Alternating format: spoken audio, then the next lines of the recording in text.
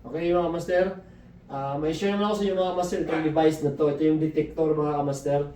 Gamit na gamit natin to lalo pag nag-i-install tayo sa kayong customer. Bago tayo mag-drill ng wall, ito yung gagamitin natin para makasigurado tayo na wala tayong matatamaan na mga live wire, pipe, or bakal sa loob ng wall. Kasi minsan pag naggagawa tayo ng butas, na malapit na saan na tayo mabutas natin yung buong wall, tapos pagdating sa may bandang malapit na sa dulo, meron siyang metal, di ba? Sayang yung oras natin. Tsaka yung iba naman, pag nag-drill tayo, nabubutas yung pipe, so yung tubig, masyadong abala, di ba? Tsaka yung live wire, masampugan tayo. So, para sa atin mga kasi gamit na gamit to, lalo, kahit electrician ka or aircon technician, aircon installer, maganda to mga master gamitin natin. Gamit na gamit siya, sulit na sulit to. So ngayon, i-share ko sa inyo, mag-trace tayo sa wall. Papakita ko sa inyo. Let's go! Okay, so, yan. Ditong wall na to mga master, i-trace natin dito kung meron siyang madidetect ng mga live wire or metal lang siya. So ngayon, i-on natin to.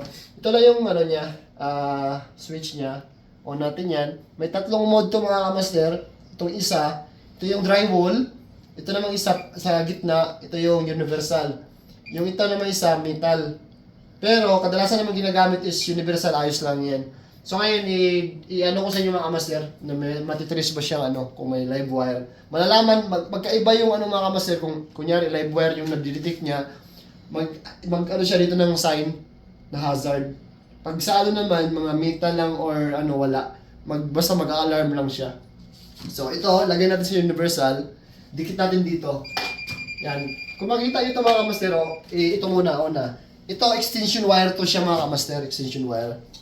Ngayon, tatanggalin ko siya na hindi siya nakasaksak sa outlet.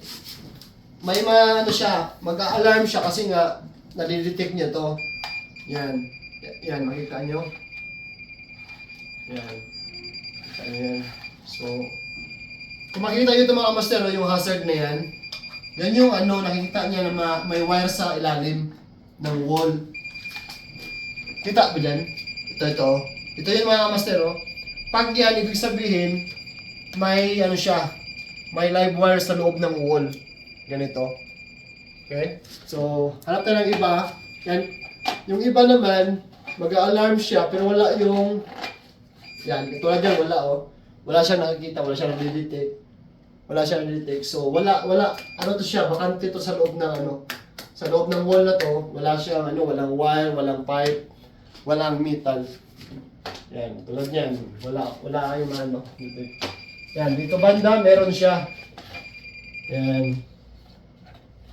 Sasabihin niya rin mga master ko, kunyari, pag nilagay natin to, mag-a-alarm siya, nadidetect niya na malapit, may live wire, mag-a-arrow to. May makikita kayong arrow dito.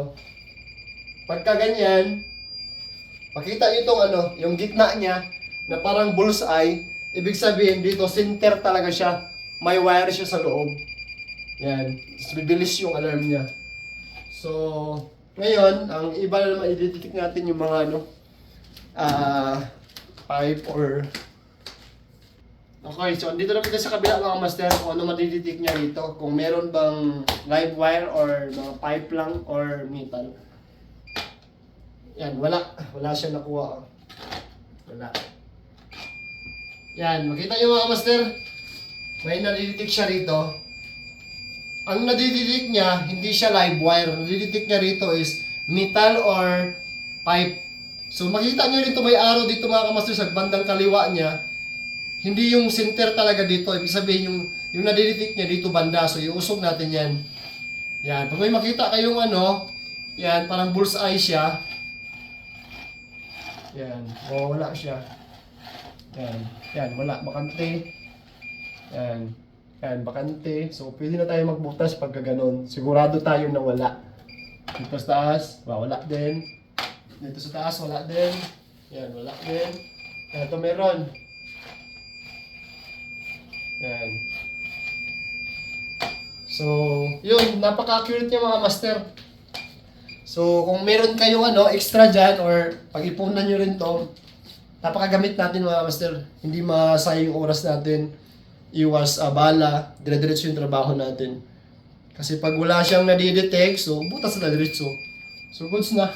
So, yun lang ako sir. Sinay ko lang. Thank you for watching. Ingat lagi.